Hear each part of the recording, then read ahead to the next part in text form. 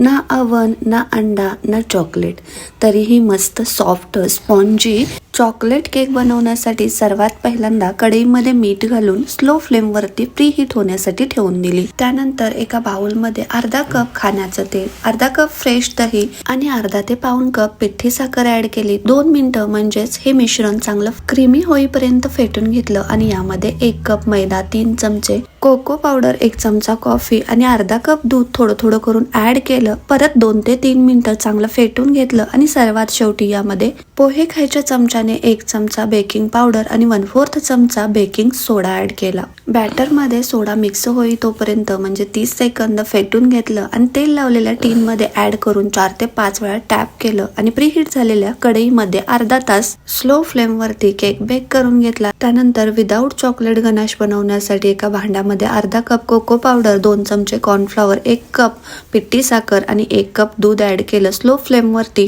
गनाशला दाटसरपणा येई तोपर्यंत चमच्याने चांगला हलवून घेतलं आणि आपला हा विदाउट चॉकलेटचा चॉकलेट गनाश बनून तयार झाला. तोपर्यंत इकडे केक ही चांगला थंड झाला होता आणि पहा किती मस्त सॉफ्ट आणि स्पॉन्जी बनून तयार झाला आहे. आता हा केक दोऱ्याच्या सहाय्याने मधून कट करून घेतला आणि एक भाग बाजूला ठेवून केकच्या एका भागावरती गनाश पसरून घेतलं आणि यावरती दुसरा भाग ठेवून दिला आणि केकच्या वरती शिल्लक राहिलेला गनाश अशा पद्धतीने सोडून घेतला.